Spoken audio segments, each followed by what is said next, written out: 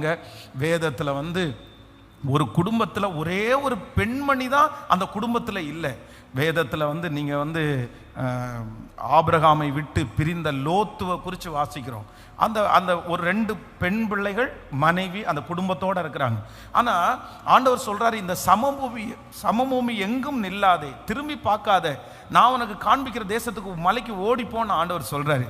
ஆனால் லோத்துனுடைய மனைவி பின்னிட்டு பார்த்து வேதம் சொல்லுகிறது, அவள் உப்பு தூணா ஆனாள். அவ்வளோதான். இந்த மனைவி ஒரே ஒருத்தங்க போயிட்டாங்க பாருங்களேன், அவளுடைய குடும்பமே ஒன்றும் இல்லாமல் போயிடுச்சு. அந்த பிள்ளைகள் ஒன்றும் இல்லாமல் போயிட்டாங்க. ஒரு சாபமான ஒரு சந்ததி அந்த அந்த அந்த குடும்பத்திற்கு அவ்வளோ கண்டினியூ ஆயிடுச்சு. அதனால் உங்களை வச்சு தான் உங்களுடைய குடும்பமே இருக்குது. நீங்கள் நினச்சா உங்கள் குடும்பத்தை கட்டவும் செய்யலாம், நீங்கள் நினச்சா உங்கள் குடும்பத்தை அழிக்கவும் செய்யலாம். அதனால் ஞானமாய் ஜெபம் பண்ணி நீங்கள் கர்த்தரிடத்தில் இருங்க. பொதுவாக சமீப காலமாய் பெண்கள் நிறைய பேர் இந்த மீடியாவில் ரொம்ப அதிகமாக இருக்கிறதாக நிறைய பேர் சொல்லிகிட்டே இருக்கிறாங்க.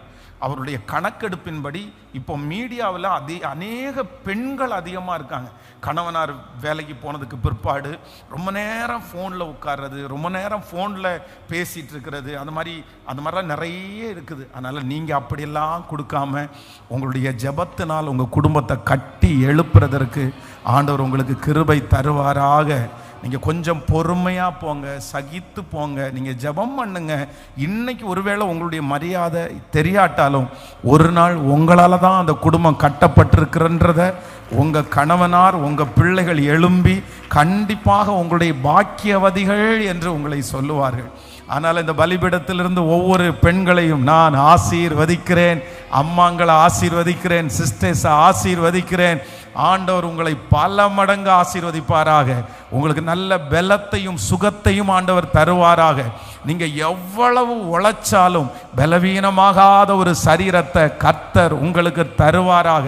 நீங்க சமைக்கிற சாப்பாடை ஏசப்பா ஆசீர்வதித்து அதுல இருக்கிற சாவை கர்த்தர் எடுத்து உங்க சாப்பாடை சாப்பிட்றதுனால உங்க குடும்பத்தில் இருக்கிறவங்க சுகத்தோட கர்த்தர் அவங்கள வைப்பாராக.